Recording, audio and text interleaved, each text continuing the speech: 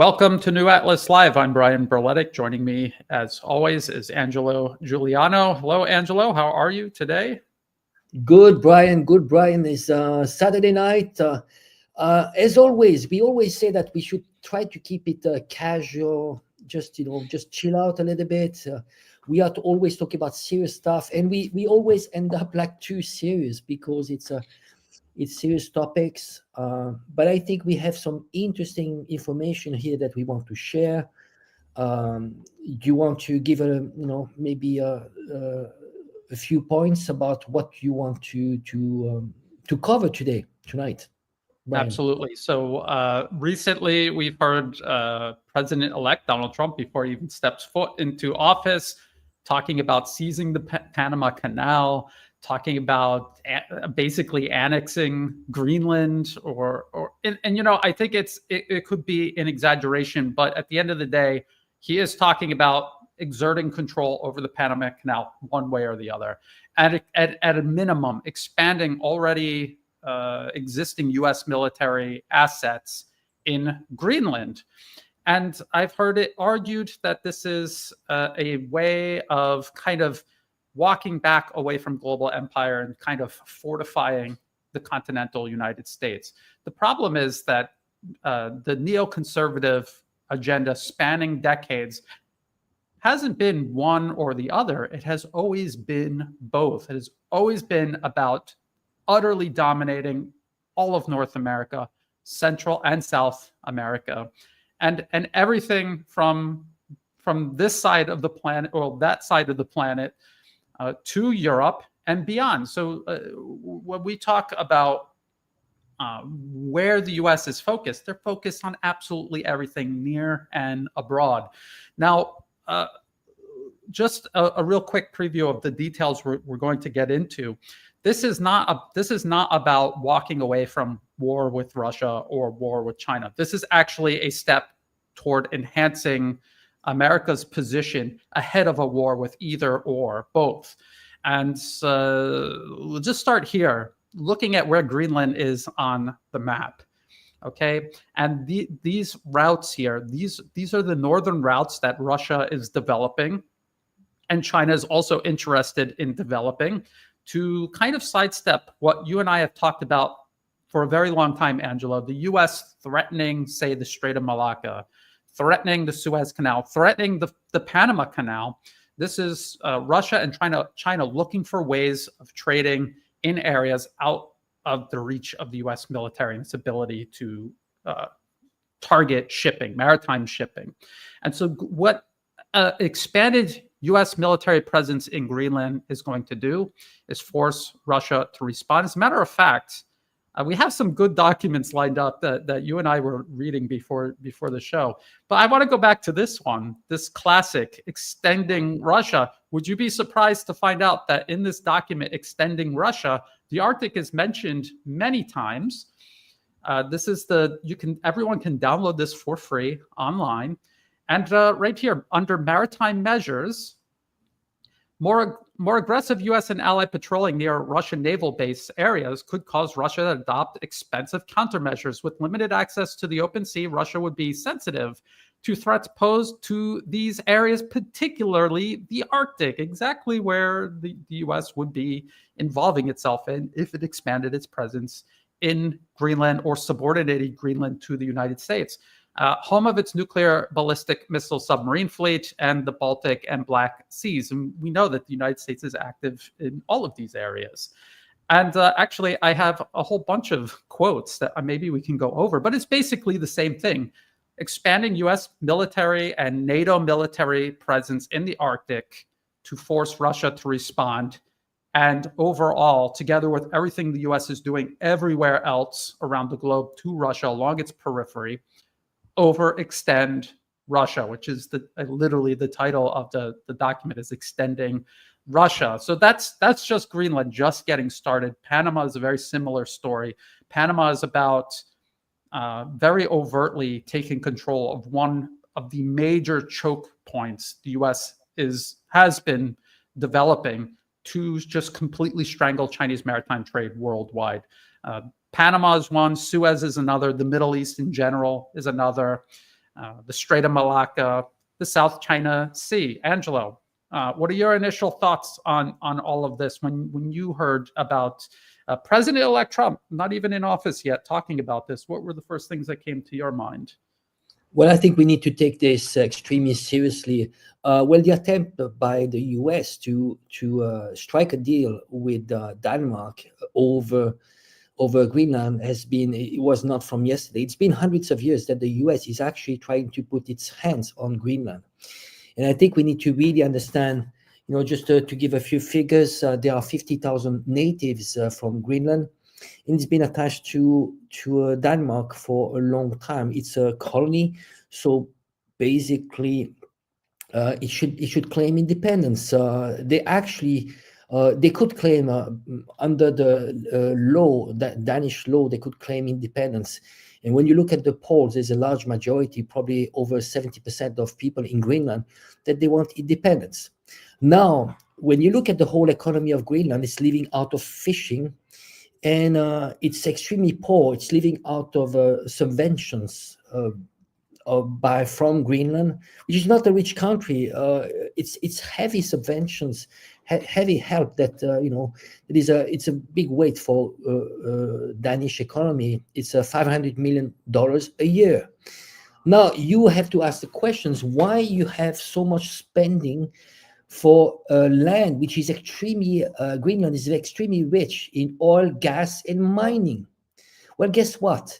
The US and the West, the collective West, has been investing massively into NGOs that has been actually blocking any development when it comes to Greenland.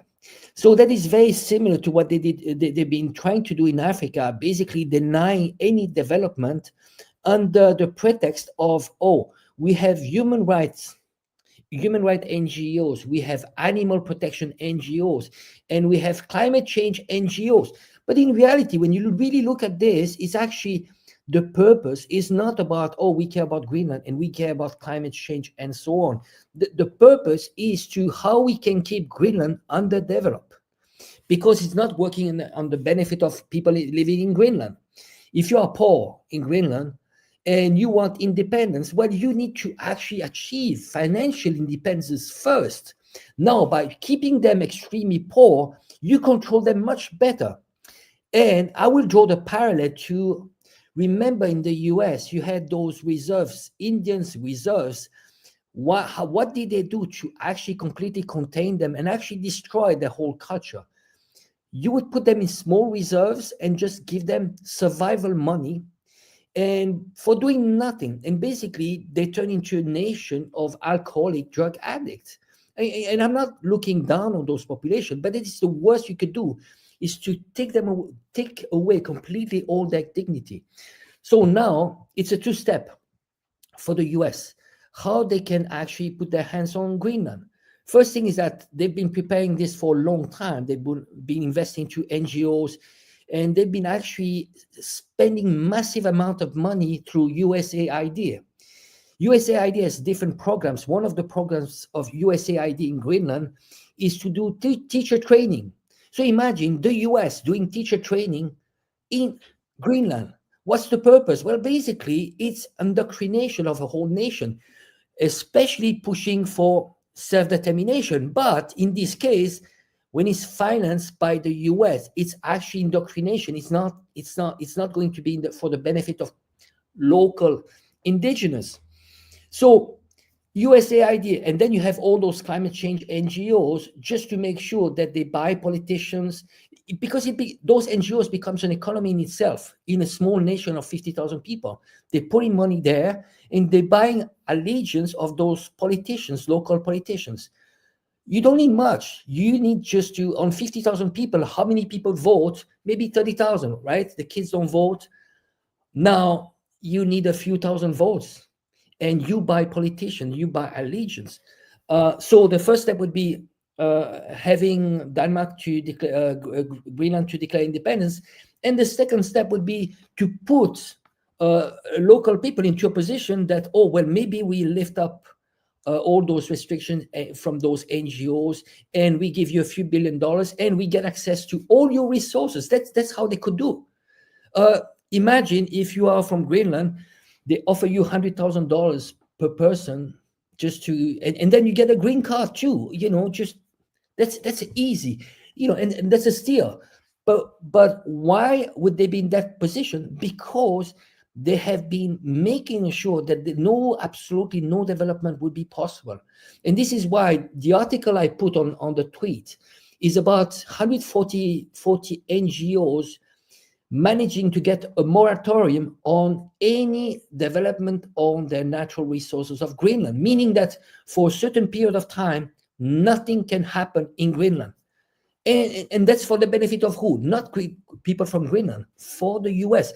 So in this plan, basically, the US could not actually attack Greenland or take over Greenland. It needs first Greenland to declare independence.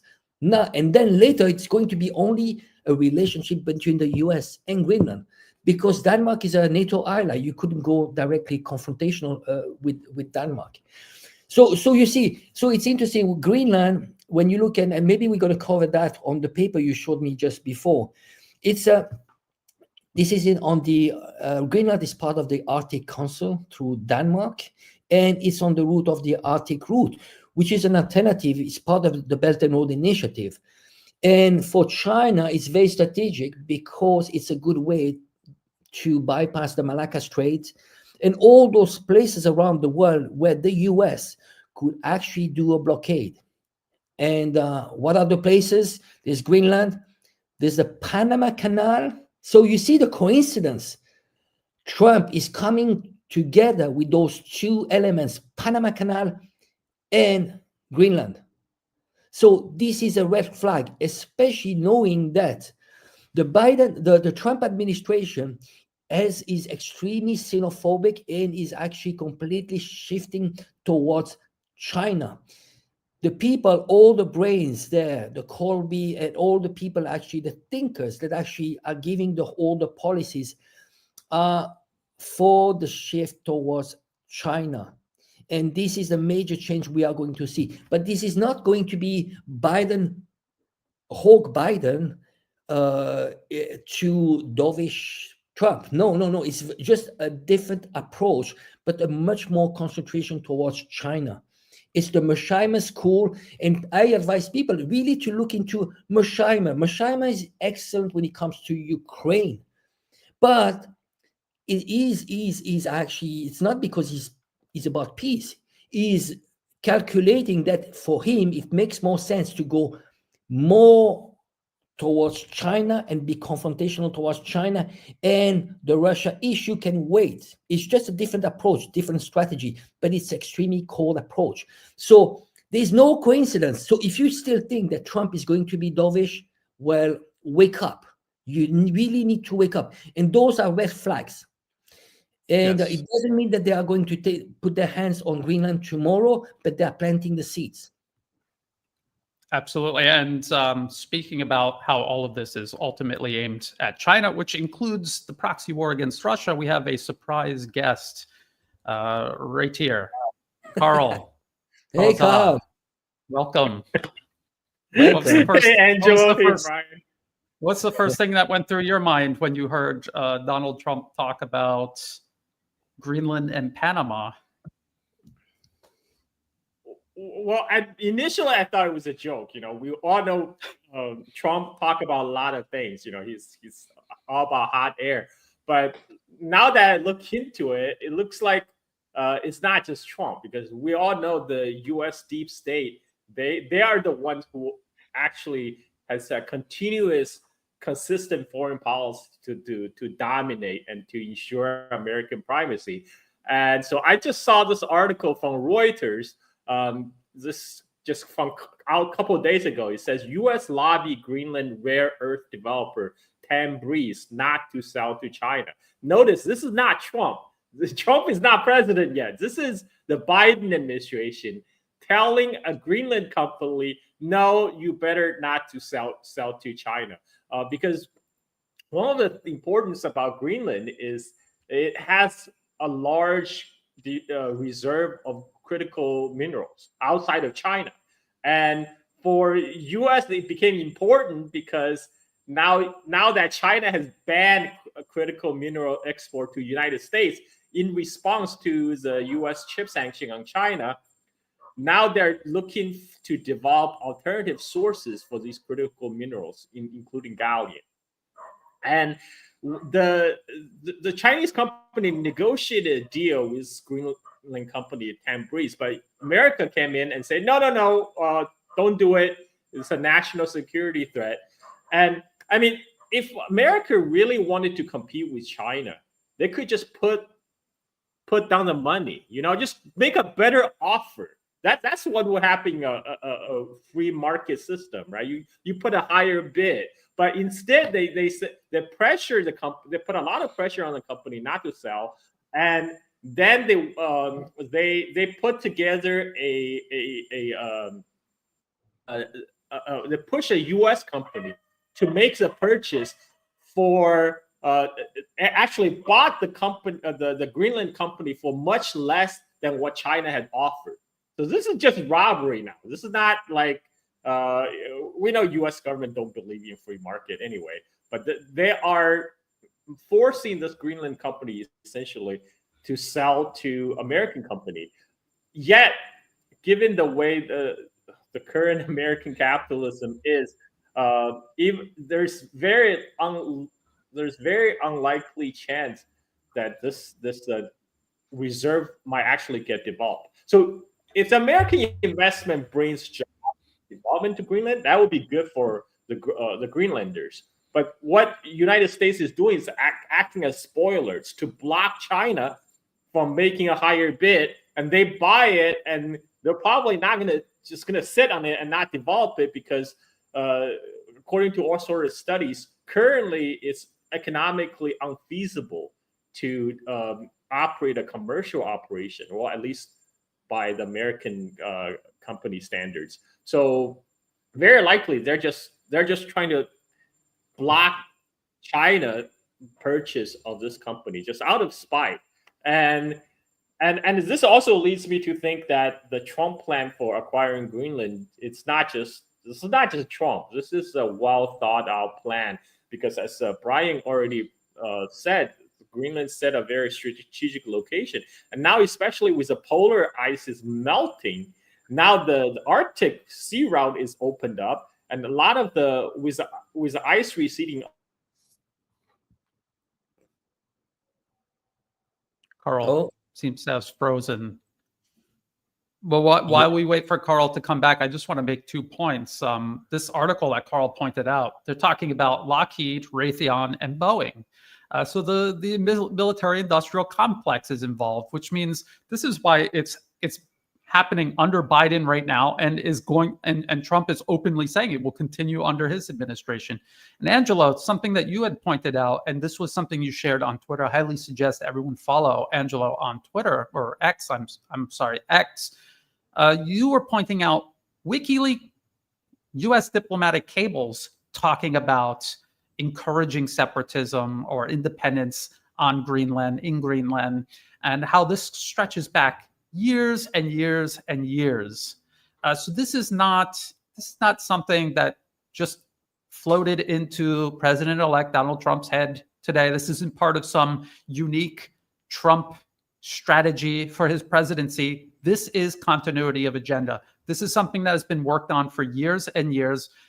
As Carl just pointed out, it has to do with resources. As we have showed you on the map, it has to do with strategic locations and enhancing America's position ahead of a confrontation with both Russia and China. Angelo, is there anything you want to, I mean, now that you see this Reuters article, I'll share the link in the chat for everybody here, the archived version. Any additional, while we wait for Carl to try to get back on here? Carl was just saying before, that's the strategy of a lot of corporation, mining corporation. What they do is that they put their hands into the mining, and actually it's what we call hoarding. So they put their hands there, but as a control, but they don't have an intention of developing. So basically you maintain the price high, and the idea is just to contain the country you're in. So that's one of the strategies. And I just want to go back to the WikiLeaks. Well, Carl is there. Just the WikiLeaks, actually, that message, that telegram in WikiLeaks says clearly, that was in 1978. It says, well, the movement for self-determination, independence is going according to plan. This is the State Department. So basically, they say that the plan of declaring independence is going according to our goal or objective. I give back to to Carl. You were cut. I don't know where you left it, but you just froze. Oh, it's my internet. I live in a Bali jungle, unfortunately, so I don't even get 5G. The Bali actually had 5G built by Huawei, but that's only for the center urban area. But I don't like people, so I live in the boondocks. This is what we have to deal with. So what I was saying is, I think the plan to take over Greenland is premeditated because with the polar ice melting, climate change actually favors Russia because Russia has a long Arctic coastline, and what the United States is trying to do is trying to reach parity with Russia. Greenland and Iceland, they sit on what's called like the important passageways. The official U.S. national security reason is, we need to take over Greenland so we can block Russian submarines from coming to North America. But really, it's more like Brian has mentioned. This is more to maintain a strategic stranglehold on the new Arctic shipping that's been developing between China and Europe, because the Arctic route actually means there will be reduced travel time from China to Europe. And it goes through a lot of the waters that currently not being controlled by United, like for example, United States, U.S. Navy has a hard boner for blocking Strait of Malacca. They repeatedly said that. But Arctic sea route is such that China can travel mostly through friendly waters, which means along Russia coastway. So what United States is trying to do is, again, they're trying to play the spoiler role by acquiring Greenland and Canada. So then they can, just like what they currently do in South China Sea, threaten China's vital sea lanes. Now they can similarly threaten the Arctic sea route that's going to open up. And of course, it's to build up even more military presence. U.S. already have a space base in Greenland. Well, they call it space base, but it actually has the sensors for monitoring missile launches and stuff. So, and we don't really know what else they have going on there. And this is just gonna they're just trying to capitalize on climate change, which Trump administration don't believe in, but they're going to monetize it because they see a business opportunity and they see a strategic opportunity. So I'm done with my rant. Okay, so I mean, I think all three of us are in agreement that this has been going on for a while. This is part of continuity of agenda. The U.S. As established special interests do not accept the concept of peer or near peer nations. They do not want anyone. They don't want to cooperate with a peer or near peer competitor. They don't want to compete. They just want to eliminate them. And so that is what all of this is a continuation of other ongoing strategies. Now, as I was showing before, we have all of these quotes inside the Rand Corporation extending Russia, talking about getting in the Arctic, forcing Russia to react, forcing them to spend resources and transfer military equipment to the Arctic to respond to it, which is, again, part of the same strategy that was used to draw Russia into a conflict in Ukraine. But remember, the first Trump administration began arming Ukraine to help precipitate that conflict in the first place. People have to filter out the left-right political rhetoric in American politics and see the continuity of agenda that continues no matter who gets voted into office in the White House or Congress. There was another one. There was this one was scary, and there's another one too that I was showing Angelo before the show. This is from the ironically named Carnegie Endowment for International Peace, and the title of their article is "Stranglehold: The Context, Conduct, and Consequences of an American Naval Blockade of China." And in this article, they talk about if Burma, also known as Myanmar, refuses to cooperate with the U.S. in terms of just cutting China off and isolating it, the U.S. could militarily strike the Sino-Burmese oil and natural gas pipeline. Now, this was all the way back in 2013. Would you be surprised to know that U.S. armed and backed militants in Myanmar are attacking the Sino-Burmese pipeline right now, every year, for years now? So the U.S. isn't just thinking about these plans, they are implementing it. They're not using their own military to do this. They're using proxies, just like they did in Syria. And this is like I said, we have to zoom out of these individual conflicts and see the big picture, how this is all ultimately aimed at China.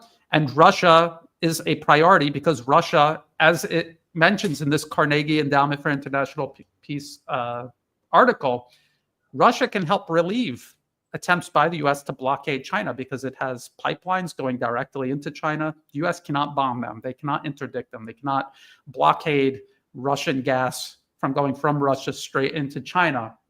So this is why the U.S. is obsessed with dividing and destroying Russia to thus fully isolate China. So there's a step-by-step process. That's how I see it. Angelo and then Carl, how do you see it? Do you see the big picture in this way, or am I missing something? Well, maybe I'd like to touch upon what are the strategies. I mean, basically, here we are talking about the blockade and the purpose of a blockade, and maybe we can draw a parallel to Pearl Harbor. Actually, the confrontation the U.S. had with Japan. The aggression back then was towards Japan, was a create a blockade and to asphyxiate Japan's economy. And Japan had no choice but to actually attack Pearl Harbor. So what they're trying to do here with China is a bit similar. They think that they can actually asphyxiate Chinese economy by blocking the Malacca Strait and all the routes that are strategic for China. And this actually, the countermeasure of China was to develop the Belt and Road Initiative and alternative routes. This is why China, it's been decades that it's been already preparing for this. So it's important. So this is one way, the blockade, and it would be actually not on the shore of China, but further, where China doesn't have power projection. You see, the weakness of China is power projection. China doesn't have army base abroad, and it cannot project power. The only way it can do is probably through those hypersonic missiles, but it's very limited. It cannot, it doesn't have army bases abroad. The other ways is around China to use proxies. So we have the Philippines. There are ways to create tensions between Taiwan and China, and maybe we can mention this maybe later, but maybe through a coup in Taiwan, similar to what happened in South Korea, declaring of martial law. And actually, once you do that, you have, it's a cycle of escalation.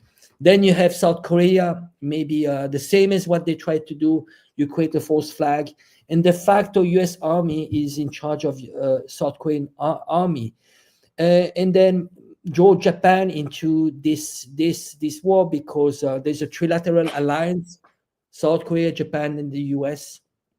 And Japan has actually reinterpreted its constitution, so basically can go into a confrontation. And in addition to that, I would say the question mark is the Philippines. The Philippines is being drawn into confrontation with China, with now this administration, which is the Zelensky or Juan Guaido's administration in Philippines, which is completely a U.S. puppet, which is becoming dangerous. So there are many ways that the U.S. could actually go against China. This, in addition to that, we have those many fronts we see. You mentioned just before Myanmar. There are tensions there. It's not, those are all related to China. There's Baluchistan In Pakistan, they're trying to disrupt the Belt and Road Initiative. It's on many, many different fronts. So, and as you said just before, it doesn't matter Biden or Trump. People don't be fooled, really. It's just cosmetic. What we are seeing we're here with Trump or Biden's just cosmetic. One was about diversity, and one is more conservative. But ultimately, they're working for the U.S. empire. I agree with your assessment, Angelo, but I'm more optimistic because the incompetence of United States government to carry out its plans. We've seen this in Iraq, right? They had a grand plan going into Iraq, as outlined by Alan Greenspan in his memoir. He said, well, we didn't go there to grab the oil exactly, but we went there trying to dictate the flow of oil. Because even back in 2003, they saw that China became more dependent on oil import from the Gulf region. So they want to go to establish American base in Iraq so they can dictate who will get that oil. And well, how did that work out? I mean, it worked out horribly for the Iraqi people, but it also didn't help the American prestige. The American power was pretty much was wasted on this Great War on Terror. Well, it did fatten the pockets of the military-industrial complex, which is also what it's designed to do, is to transfer money from the taxpayer tax bases of Europe and America and go into the transnational elite, transnational security elite, just like Assange has pointed out. That's why he was prosecuted. But the other part, they're part of the grand plan, the grand chessboard, as Zabrinsky would like to say. They're not very competent in carrying out those grand plans. I thought about this U.S. blockade on Malacca Strait. I just don't see how they can carry it out because, first of all, they never practiced it. And this is one of the most busy shipping lane in the world. Right now, the Strait of Malacca is not just trade from China, because China trades with the rest of the world through Strait of Malacca. So they were essentially blockading the rest of the world, and certainly all of the East Asia.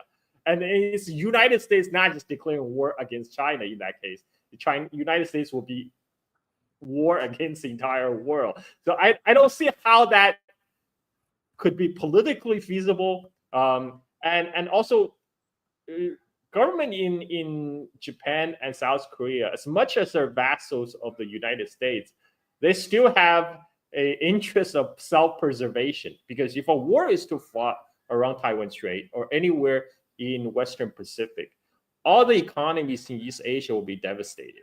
Because if the trilateral military alliance of South Korea, Japan, and United States gets dragged into a conflict with China, they're all the American bases there will be targeted. They will be targeted by Chinese missiles. But the end result is all the economies in East Asia will be devastated. Nobody wants to see that. I mean, most countries in the East Asia, they don't want war. They want continued trade. I mean, the right wing in Japan, they are aligned with United States because they're scared of the rise of China. But at the end of the day, they still don't want a war in their neighborhood because Japan could be devastated. U.S. can afford to have a war in East Asia because U.S. homeland is far away.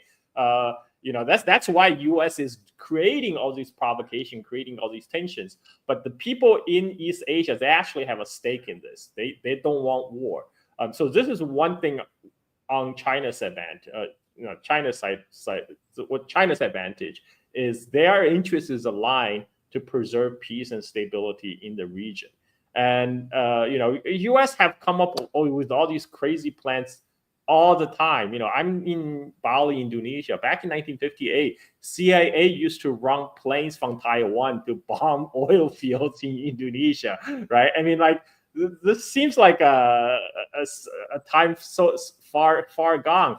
But despite all these machinations, right now, currently, all the Southeast Asia is deepening their economic ties with China, because just by the sheer gravitational pull of the Chinese economy, China is the largest foreign investor in all the Southeast Asian nations, maybe with the exception of the Philippines, and that's because Bongbong Marcos like just self-sabotaged by declaring Chinese investment not welcome. And this is why I'm optimistic, because I'm optimistic the U.S. is going to fuck this up. I know they have a plan to screw China. They had this plan for a long time, but I feel I can count on them to screw it up again. What do you think? Although I would say I used to believe that, and in the lead up to the special military operation in Ukraine, I was almost certain that Europe would pivot away from the United States, because just like you say, for East Asia, it was in Europe's best interest for peace and stability. And they were getting cheap energy from Russia. They were going to get even more with Nord Stream 2 coming online. But because of the U.S. political capture of Europe, they ended up convincing the governments, the administrations, and even to a degree the population, brainwashing them through media, that no, going to war with Russia is in your best interest. You're going to take a hit economically. Your energy prices are going to go up. Your industry will not be competitive, probably indefinitely, but it's worth it because Russia bad. And haven't they been singing the tune China bad all around the world, including here in Asia, for years and years? And they spend millions of dollars. The U.S. government, through the NED and other organizations, agencies, spend millions and millions of dollars trying to poison the people here in Asia against their own best interests, which includes doing business with China and maintaining peace and stability in the region. So that's what I worry about. I worry about America's very well-practiced, effective ability to turn people against their own best interests and getting them. Think about Ukraine. Nothing that Ukraine is doing right now is in their own best interest, and yet they've convinced the government, I mean, is politically captured and a client regime, but also the population to just die in droves just to spite Russia. It's not going to save Ukraine. This is what I worry will happen with the Philippines, the island province of Taiwan, at least these two areas, and possibly more. Because the problem here is I see business leaders in Asia, here in Southeast Asia, they think like you think, Carl. They can see how obvious that is. And the problem is they don't see the NED and the way the U.S. Invasively infects a society. They don't see it as national security threat that it actually is. And by the time they do, like Bangladesh, it's too late. You're already on a helicopter flying off somewhere because they took your country out from under you. This is what I worry about. I want to bring up one more thing and then hand it over to Angelo.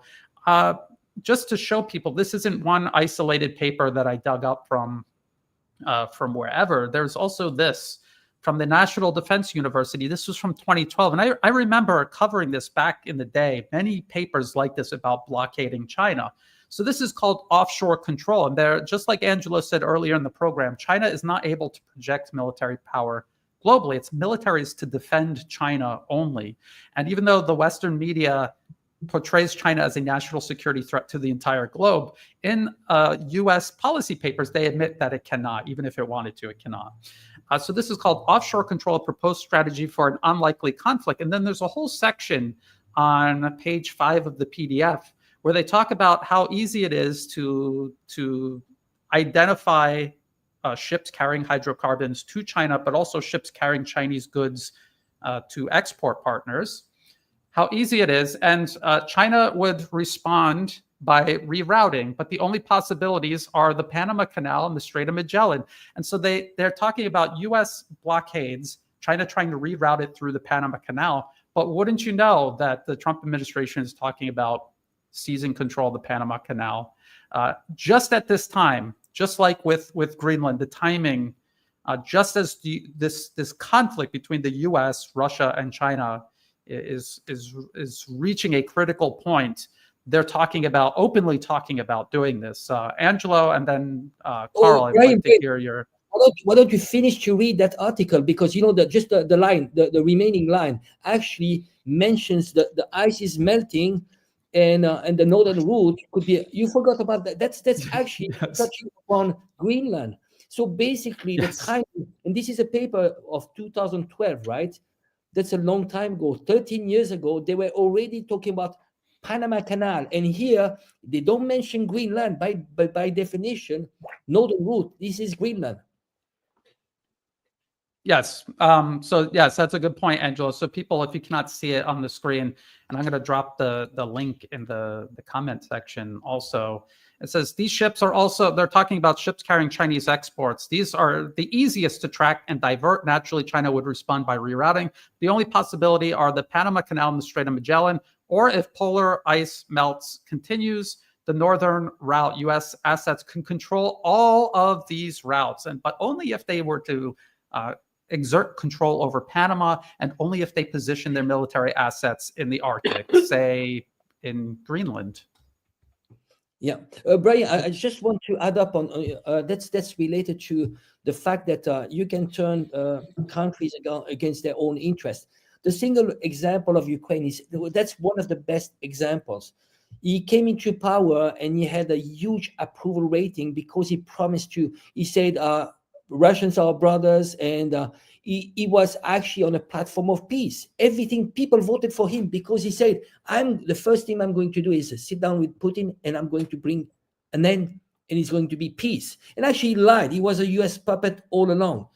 In reality, if you really look at how many people were backing him into this coup, into Maidan and so on, we are talking about maybe 10,000, extremely radical. You don't need to have even 1% of the support of a coup. But once you are into a martial law, you do whatever you want. So it's really important to look at South Korea, an escalation. They tried to do a false flag operation, basically using saying, well, the North Koreans, they attacked us, and actually de facto you need to turn into like martial law. And what happens is that martial law, you have some time between the time you declare martial law to the time that it needs to be approved by the Legislative Council. But within the time that you enact the martial law and it's approved, you can do so much damage that it's irreversible. The coup, the martial law is irreversible. You're into war. How can you track back? Now, I want to go back to Taiwan. You know, the DPP, what they did, the first thing, they actually gave support to Yoon, President Yoon of South Korea. They say, oh, that's great. And that's the DPP. Remember, DPP, they came into power because they were demonized in the Kuomintang. They say the white terror, because Kuomintang was ruling the island under martial law until 1987. So you have the DPP that was actually giving support to a coup. And in addition to that, you see, in Taiwan, it's like this. The process is you can declare martial law, but the legislative yuan has 30 days to oppose it. Basically, you have 30 days. So within 30 days, a lot of damage can be done. Now, Kuomintang is coming back and saying, you know what, 30 days is too much. It's outdated. We need to bring it back to 24 hours. Why they do this? The timing tells a lot, because Kuomintang knows that there is a possibility that DPP declares martial law under false flag, and it becomes irreversible. Guess what? DPP doesn't want that, and that's a red flag. And I would turn it to Carl. What do you think about this? You know about Taiwan's politics. Is it a red flag? This is where I am, my optimist in me is going to come through again, because Yoon right now is holed up in a bunker, being besieged, and he's trying to resist arrest. And this is a whole fiasco of a self-coup in South Korea. I mean, they had an elaborate plan. Apparently they were planning out back in 2023 to try to bring an escalation with North Korea in order to justify a martial law in South Korea. But what happened was Kim Jong-un, in completely contrary to how Western media depict him to be like a rational, crazy leader, Kim Jong-un said, you know what? We're not going to give them any excuses. We're going to blow up all the roads leading from North Korea to South Korea. So there's no way they can pin this on us. And so that's why South Korean special forces were forced to do this martial law without any justification. And it's become a farce. and 91% of the surveyed public in South Korea want Yoon Gang from the office of the presidency. So again, I understand there's a lot of planning, there's a lot of behind the curtain mechanician on the U.S. part and its puppets. But there's still a question of competence. I mean, South Korea, you cannot argue that was done competently, and Taiwan, knowing DPP, I don't think they can pull it off more competently than South Korea have done. And we still have.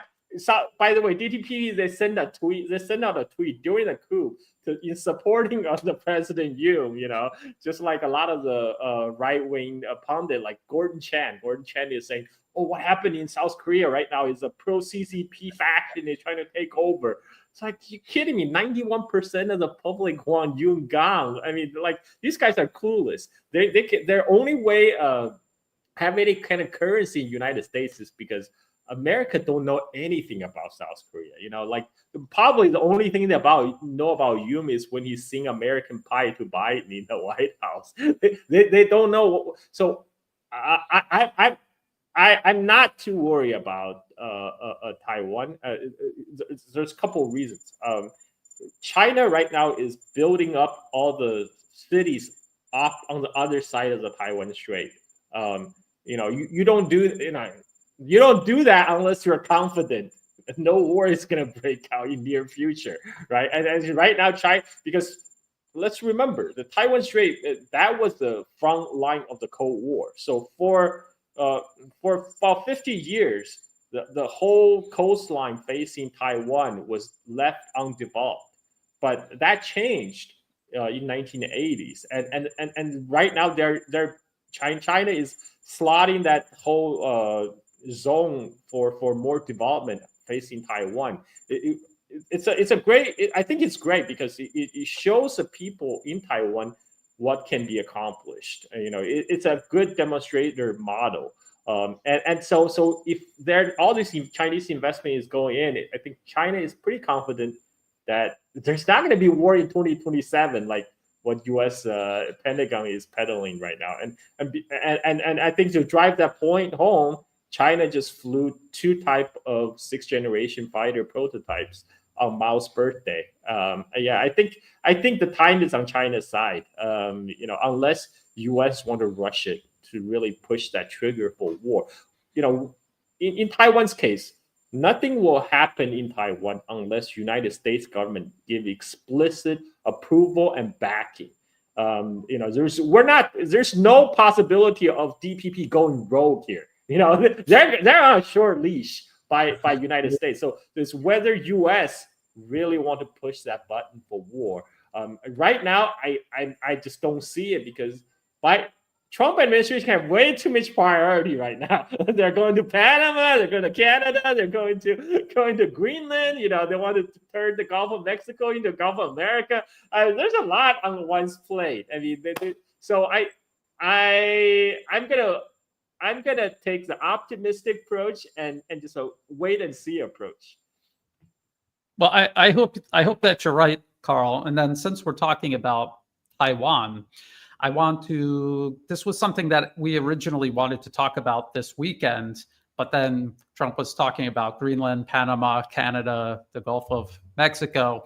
I wanted to talk about this actually from the South China Morning Post. Why mainland China's Taiwan integration experiment in Fujian is starting to fizzle. And then at the same time, China's drive to give Taiwanese visitors local IDs alarmed Taipei. So which is it? Is it alarming Taipei or is it fizzling and there's no need for alarm?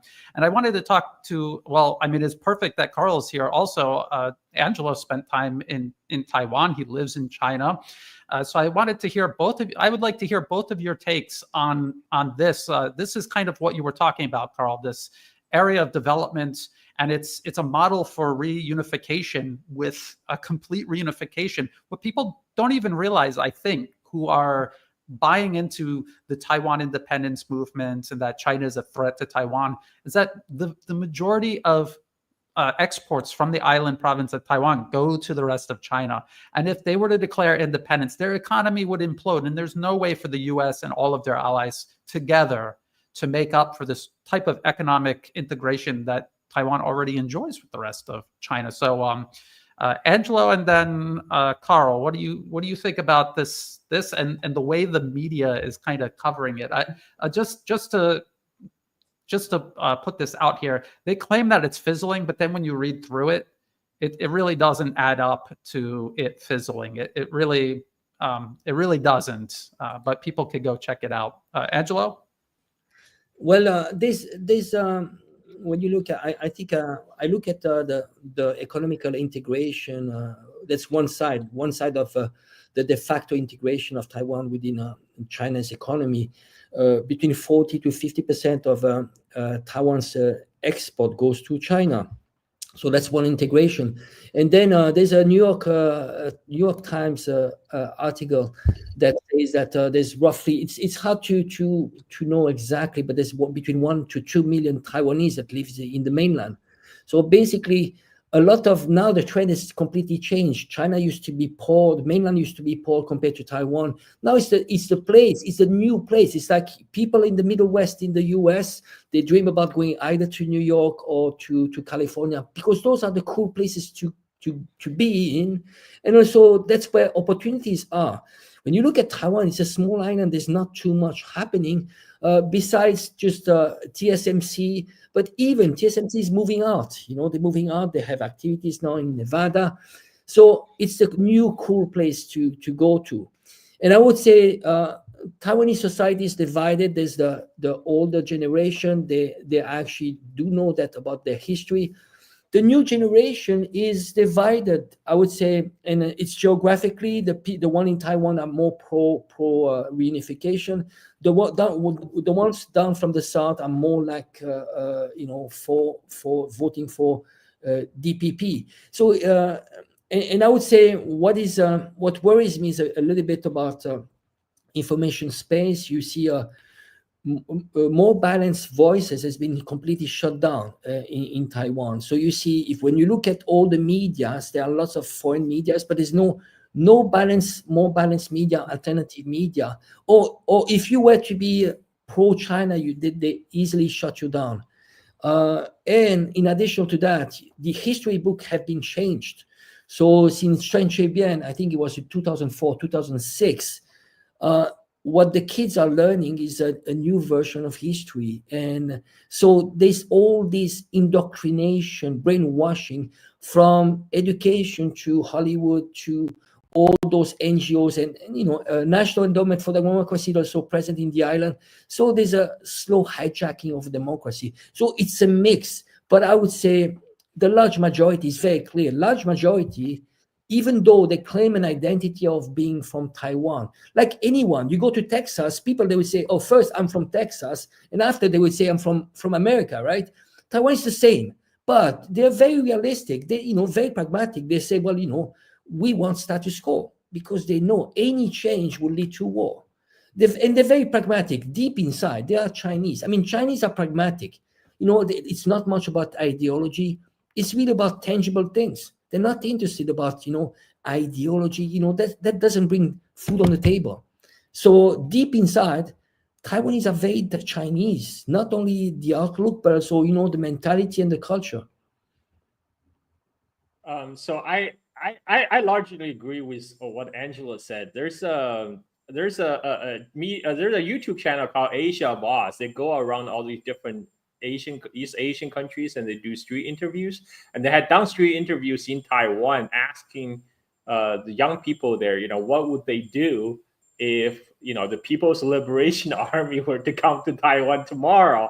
And many of the youth said, well, I would just wave the Chinese flag. I would sing the Chinese anthem. That goes to support your view, Angelo, that people in Taiwan are very pragmatic people. And as you also mentioned, the Taiwan's economy hasn't been doing well in the recent years. And for ambitious young people, who want better opportunity, many do go to the mainland China, not and not just working, but also to go to university, etc. This is why this China rolling out this new ID program for Taiwanese coming living in mainland is so alarming for the Taiwan government, because people they need to think for a second. Why would the Taiwan government be alarmed that their citizen will see the true condition in mainland China by actually going there, living there, and witnessing what's actually going on? Maybe because it will dispel a lot decades-old Cold War propaganda against mainland China. This is why I highly suggest any people who are interested, even the China haters, just go to China, see what it's really like. It may not be what you think it is. And this is what China is doing. It's relaxing travel rules. Now, most of the EU countries can travel to China 30 days visa free. And they're expanding that to even to UK and US. For you still need a visa if you're American or British, but now they have a 12 days a transit free a visa free transit visa. So which means if you travel through China and then go to a third country, then you can go to China for 12 days visa free. The idea is for people to come and see what China is really like, and they're pretty confident that it will either blow their mind or it will change what their perception of China is. And this is why they're rolling out this special program for the Taiwan people. And this is why now all these Western media come out with this insane articles, try to frame all these YouTube vloggers who travel to China as some kind of CCP propaganda outreach program. I mean, you got to be kidding me, man. Now it's not just, now anybody can go to China and see for themselves. People can just do a quick search on YouTube. You will see tons of videos of people traveling to Xinjiang, to different parts of China. And but there were the Western prostitutes, still trying to do their best to pull a wool over people's eye. But we live in the internet age. I think people are starting to wise up to the fact that maybe they have been lied to. All these people who now mainstream media lost a lot of credibility in the West, right? But one of the problem is there's so much ignorance about China. A lot of the people, they know the media is lying to them about Russia, lying to them about Ukraine war, lying to them about COVID, lying to them about everything, but they still believe everything the media tell them about China, mostly because they just don't know any better. But I think, that's why I suggest people go visit China. Seeing is believing. Carl, I heard you on another podcast. I think it was Shahid. He was talking about, you guys were talking about how during the first Trump administration, this is actually a Washington Post article from the first, and this is obvious. And Angela and I talk about this all the time. You get people in the comment section saying, no, we're not racist. It isn't racism, but it's 100% racism.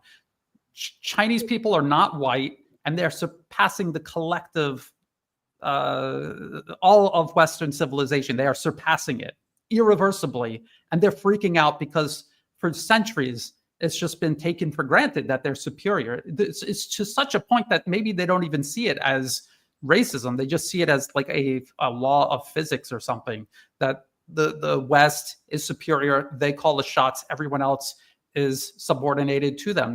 They cannot come to grips with this. So I think we are seeing a kind of a meltdown. I think, yes, there are people in the middle who are going to go to China, or they're going to see videos from people who have gone to China, and they're going to open their eyes. But I think there's a lot of other people who are just deeply entrenched, and it's just something that the West, as a civilization for generations, has cultivated, a sense of superiority that far too many people have invested in, even if they themselves, they don't feel superior, but they feel like it's a bonus that, hey, I'm just born into this. And that's great. And they really don't want to give that up. So I don't know how much that's going to play into it, but you could see that is what Western propaganda plays to. And you can even see all the way up to the president and his administration. That is something that they're preying on. So this is, I think, is a very dangerous time. We've seen in history before how this type of rhetoric and how this type of framing gets a nation into a war, and all the damage that it can do. Do we have it? Because Angelo said he's got to keep it to an hour. If not, we'll just keep going on and on forever. So do either of you have any closing thoughts? And then if you don't want to stick around for question and answers, I think I have like 6. I will do that on my own. Maybe just give a final thought on this topic, starting with Angelo. Yeah, well, I'd like to. Go ahead, Angelo. I just need to open the door for my dogs. They're Sure. Killing my door. No, I would say it's very interesting what you just said before. Is out of hate, actually, they tend to embellish what the West is doing and actually to give justification to those aggression around the world. But in reality, and then I'd be talking to those racists, that those people that really think the West is better. In reality, if you really love your country, and I do actually love my country, it's, I sound, for people to say good things about China, they actually associate this of, oh, I'm pro-China and I'm against my country. It's not actually. It's the same as a family. You have a brother that you love dearly, but your brother is going in the wrong direction and he's going to hit a wall. If you love your brother, you are going to criticize him because you want him to do better. I want this brother to say, well, you see, they are doing well. Why don't you learn from best practice? I've studied NLP, neuro-linguistic programming. What you do is if you want excellence, you learn from the best. And that's what China has been doing. China has been going around the world and has been studying political system. And actually was influenced probably a lot by Singapore. But the idea is to be humble and to say, now, guess what? I want to be the best. I need to learn from the best. Now, love China, yes or not, but why don't you learn from China, from what it's doing right, and maybe you can apply this to your country. I'm not saying that you need to adopt China way and so on. No, you're too different, and China doesn't want you to adopt that. But if you really love your country, well, just don't drive your country into a confrontation it cannot win, and then start dealing with your own shit first. I mean, really, and actually what I'm saying is that really to those people that think I'm blindly following China and so on. No, I'm here and I see good things. And guess what? I talk to Chinese and they all tell me China is good, CPC is good to China. And the Chinese government needs to be good to Chinese, right? US government needs to be good to Americans. Now, if you look at all the polls, you study everywhere. Yoon, president in South Korea, 11%. Biden, senile, 30%. I mean, in the West, Trudeau, Macron, even less than Biden, those are failing. We are failing, and we want to export a failing system abroad. And I'm very frustrated because I see this good life, and I see tangible result. I see people, hopeful about the future. Really, I've seen for the last 30 years in China, people saying every time they're saying, my life is better. And guess what? My children's life will be better. In the West, in the US, life expectancy is going down. You know what it means? It means your children will live a shorter life than you. So much for human rights. And you look around. This is, I've been in the US 35 years ago. I went there to learn English and I used to love it. I had blasting time, but this is not the US I used to know really. And, and people, they need to really look at the reality. Are you living better? So why go into a confrontation? And guess what? It's not about ego. If you're an American and you are starving, right? You're in a survival mode. Your society is collapsing. Does it do any good to fight a war? Is that your ego? That's for your ego. But guess what? You know what? You need to be more pragmatic. You are going to be cannon fodder, and ultimately it's going to be you globalist elites that do not care about your country, because those people with money, they can buy another passport and they have 10 villas around the world. They had a villa in Malibu, but guess what? They have 9 other villas. It doesn't matter. But you are stuck in the Middle West, and those wars are not bringing you anything. So MAGA is a good concept, but the reality is different, So deal with your own country first. Yeah, I have to leave you guys, but a great pleasure. I'll be listening, just while doing things. But Brian, Carl, good to see you, and let's do this again. Right? Yes.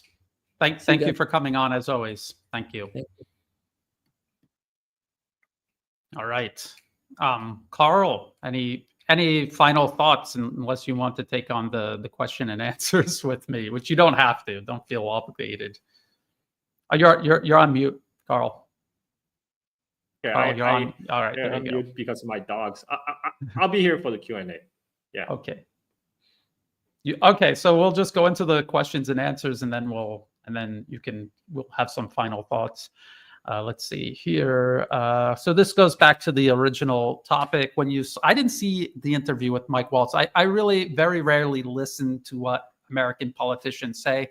I read the policy papers because that's what the politicians are just regurgitating and putting rhetoric in front of and around to sell to the American people, because that's what their actual job is. But he said described reasons for the takeover of Greenland. This step means also a direct confrontation with Russia. I think we kind of answered that. It is definitely to enhance America's confrontation with Russia, not retreat away from it. Carl, you have anything to add to that? I agree.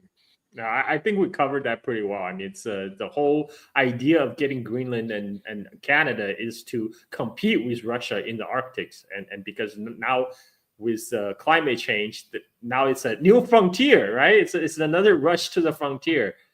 Yeah. All right. Let's see. How about this one? Totally unrelated topic, but kind of related. What will Israel do with the recent $8 billion from Biden? Well, the same thing it does with all money from the U.S. Buy weapons to kill people with all around the region. It is a U.S. proxy. That's what the U.S. feeds billions of dollars into. Between that and maintaining political control over Israel to keep it a belligerent, dysfunctional state instead of a state cohabitating with its neighbors, that's pretty much what they're going to do with it. Do you have any other ideas of what they might be doing with that money? Same thing they always do. I mean, there's going to be zero change under Trump administration. If anything, Trump is going to be even more supportive of Israel and writing blank check to Bibi Netanyahu. Yes, and then semi-related to that, Hamas, since Hamas is funded by the U.S., why does Iran help them while knowing that Hamas and any Muslim Brotherhood group are controlled by the U.S.? Well, they're not funded by the U.S. They're funded by Qatar, which is a U.S. ally, hosts U.S. troops. The U.S. launders money, weapons, support through its regional proxies, including Qatar. Iran attempts to make contact with these groups to pivot them toward a legitimate resistance organization, not because they're encouraging what they're doing currently, but to get them to do something more constructive for themselves and the region. I hope that makes that clear. Carl, do you have anything you want to add? I mean, Iran support Hamas because it's a Palestinian resistance group, not because it's Muslim Brotherhood or a proxy arms of Qatar government, right? Like the role they took on during the Syrian civil war, for example. They are supporting them just because they are right now the main arms of Palestinian resistance. Yes, and because it would be difficult for Iran not to, because they want to support the Palestinian people, even if the resistance organization and center stage is more or less hijacked or being manipulated. Here's one. Could China do more at the UN to expose how phony the U.S. is? I think the U.S. is doing a good enough job of that on their own. What do you think about that? Is there anything China could do to enhance America's own efforts? Trump is doing a great job. Don't interrupt him. Yes, don't interrupt him when he's already doing more than enough. I mean, again, I guess that was kind of something that Angelo was talking about, how the U.S. is destroying its own credibility, and as time runs out and they get more desperate and they're rushing things, it becomes more and more obvious. It becomes more and more difficult, even for people that want to have hope in Trump. They really have to twist themselves into pretzels to explain what he ran on and then what he's doing before he even steps into office. How can we ask questions outside of this chat? I mean, you could always send me an email, but I'm probably more chances than not, I'm not going to get a chance to see it. If you support me on Patreon, send me a direct message. I read all of those all the time. I will get back to you on that. And maybe on X, if maybe, I don't know. What about you, Carl? Is there a way people can contact you or interact with you? Probably on X. Yeah, just either comment on my YouTube comments. I read almost all my YouTube comments, or X. Yeah, shoot me a direct message on X. I'm not guarantee I will, but I try to read whatever direct message coming up in my way on X. And then the last one, how can we better identify U.S. exceptionalism as racist imperialism? Don't people want to live in mutual respect among a community of nations? How does U.S. education, public and private, affect this? I mean, it's the history of the United States. They were born out of colonialism. They eradicated the indigenous population of an entire continent, and then they started conquering island nations all across the Pacific. And then they started a world war with Japan. Both of these nations were fighting over countries that belonged to neither one of them. And so, I mean, it's just baked into the process. And it's been continuous for generations now. It's so deep in the American consciousness that I don't know if there even is a way to address it or change. I mean, we try to do the best that we can in the alternative media to bring alternative points of view. But I mean, some people are just so deeply wired. What can you do? I mean, I'm sure, Carl, you face a lot of people who criticize your perspective and who call you a CCP shill, which is the Communist Party of China, CPC. They don't even know that much. Xiao means I'm getting paid. I'm still waiting for the Xi checks to come through in the mail. But I think what happened is like you said, a lot of people, they grew up with all this propaganda. They grew up through osmosis, ingested this propaganda. So when you challenge their whole worldview, it's kind of like you're challenging their identity, and people get really defensive. That's why also as U.S. goes through decline, and China continue to rise, you're gonna see more and more copians, because that people will turn to more and more copian. That's the only area of production that U.S. still far surpass China, is a copium production. That's why I follow you on X, because I want to read the cope in the responses when you post things about Chinese achievements. I remember talking to you, Carl. We were on Daniel Dumbrell's channel, and I was talking about when I was a little kid during the Gulf War. They actually had like baseball card style cards for the Gulf War. And we were like trading them with each other. And just think about how demented that is. Little kids trading cards themed on a war of aggression on the other side of the planet. So when you talk about osmosis, I mean, you're soaking in it your whole life from the moment you're born. And anytime you're consuming American media, it's amazing that anyone wakes up from it at all, honestly. I think that's it. Thank you very much, Carl, for popping on. Anytime that you see us doing a live stream and you feel like it, just pop up in the comment section. I'll send you the link. Thank you, everybody who tuned in. Check the video description for all the places you can find and follow my work. And if you want to support my work, also, Angelo's information is there. I'll add your information too, Carl. I'm pretty sure I still have it somewhere. And until any last thoughts, Carl? Any last words of wisdom you'd like to impart? You invite me. I love to talk. Okay. Next time, maybe it'll just let you off the leash and a whole straight hour of Carl. I think everyone would really appreciate that, including me. So, okay, thank you again. Everyone have a great day or night, depending on where you are. Carl, have a great evening. I'll talk to everyone soon. Bye.